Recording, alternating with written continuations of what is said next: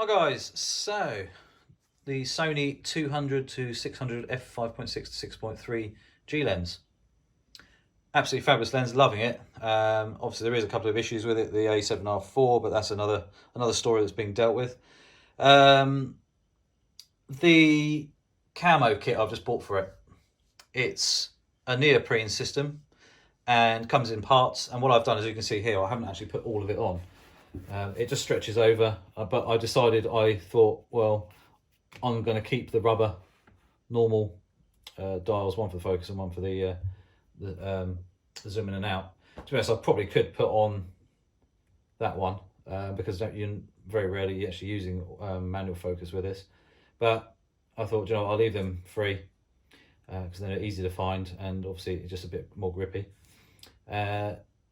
This middle one is the only one that's a little bit loose, but it's not loose at all. I mean, it doesn't move like that, but you can move it quite easily. You know, if you grip onto it and then twist it, it will slide, just because it's not all that big.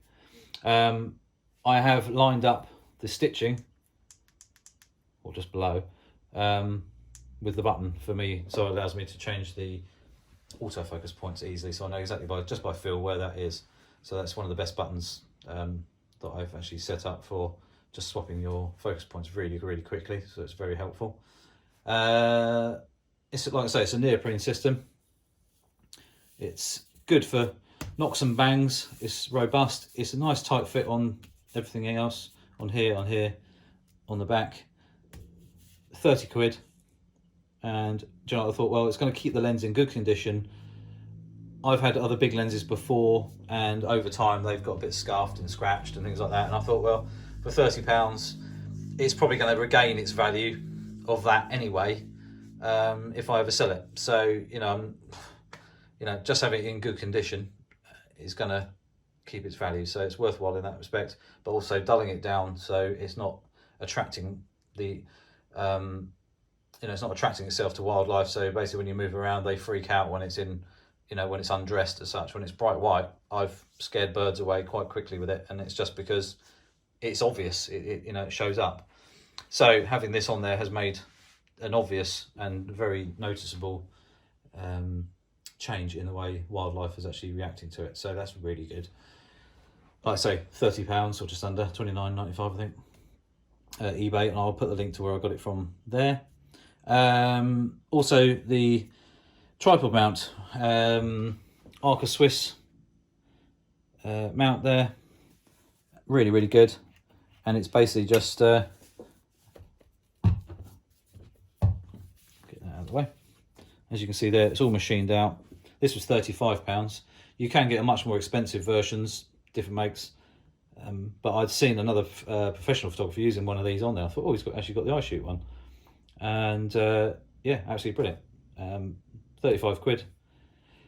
I'd recommend having, as long as you've got a tripod mount like this one, this Arca Swiss mount, that's as big, or if not bigger than this one, just so you get a bit more, gripping area, so it gives it a nicer, it spreads the load at the end of the day, doesn't it? So it's definitely makes a difference to it. And the original one from Sony is quite a bit heavier. It's shorter, so when you're actually holding it, it just feels a bit shorter. It's more rounded, so it feels nicer in the hand, but it's not quite as, you've got a bit more holding ability with this one.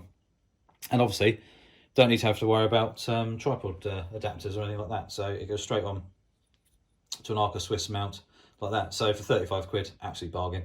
I think the cheapest one after that I found was 110 or 120 pounds. So it's very well made, very pleased about it. It's, like I say, can't moan it at all really. It fits perfectly into the mount. I've seen cheap Arca Swiss mounts before, and they just don't fit in properly, or they're not tight. This is really straight in, very nice.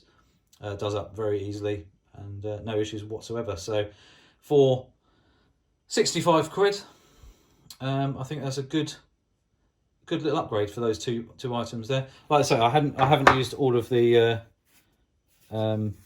parts as such. Is it actually?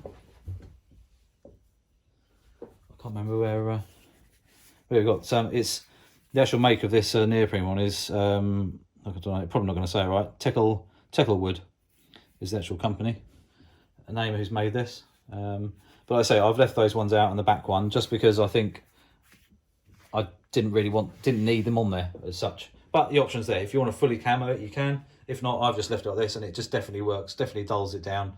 Definitely makes it less obvious. It's this end that really they see, I think, more anyway. But these are dark, and your hands are going to be on it anyway, so it doesn't really matter, does it? So if I've got a pair of gloves on, they sort of they disappear anyway.